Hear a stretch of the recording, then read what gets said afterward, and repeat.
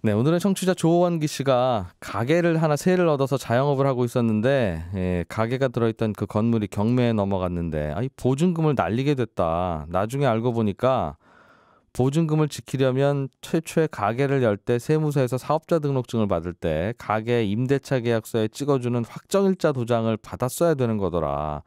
그렇게 도장 받는 게 그렇게 중요하면 사업자 등록증 내줄 때 그 담당 직원이 확정일자 도장까지 다 찍어주고 사업자 등록을 내주든가 해야지. 왜 확정일자 찍어주는 직원 따로 있고 사업자 등록 내주는 직원 따로 있고 해서 나같이 피해자를 만드느냐, 이런 질문을 보내오셨어요.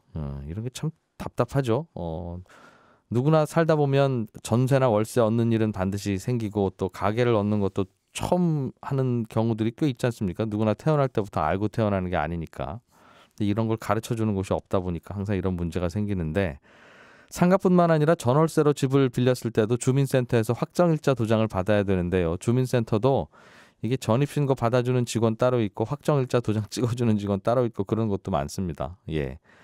왜 전입신고와 확정일자 업무를 따로따로 할까? 또는 확정일자의 도장을 꼭 받아야 전입신고가 되도록 하거나, 아니면 세무서도 사업자 등록증 내줄 때 확정일자를 꼭 받은 분들에게만 사업자 등록증을 내주면 확정일자 받는 걸 잊어버릴래야 잊어버릴 수도 없을 텐데, 왜 이렇게 확정일자하고 전입신고를 세트 메뉴로 묶어서 팔면 좋은데 항상 단품으로만 파느냐, 이제 이런 건데요.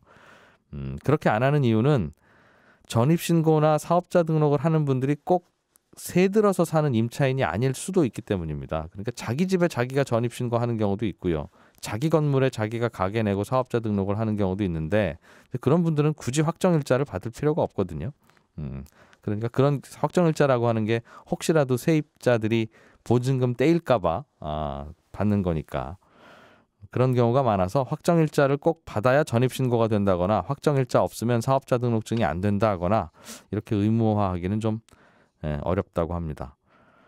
확정일자라고 하는 건 오늘 날짜에 이런 내용의 계약서가 세상에 존재함을 내가 확인한다라고 하는 의미로 관공서에서 도장을 찍어주는 건데요. 이건 나중에 건물이 경매에 넘어갔을 때 이런 확정일자가 없으면 그때 세입자하고 쭉 경매 건물 넘겨버린 집주인하고 서로 짜고 보증금이 굉장히 부풀려진 가짜 계약서를 들고 나오는 경우가 있을 수 있거든요. 그러면 이제 경매에서 낙찰받은 분이 큰 손해를 보기 때문에 그걸 막기 위해서 경매 넘어가기 직전에 이미 세상에 이런 계약서가 있음을 제3자가 확인하는 도장을 찍어줘야 되는데, 그걸 확정일자라고 합니다.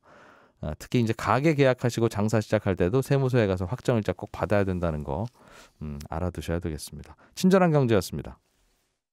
알아야 될 것들 많이 안내를 해주고 눈높이에 딱 맞는 만인의 경제 과외 선생님.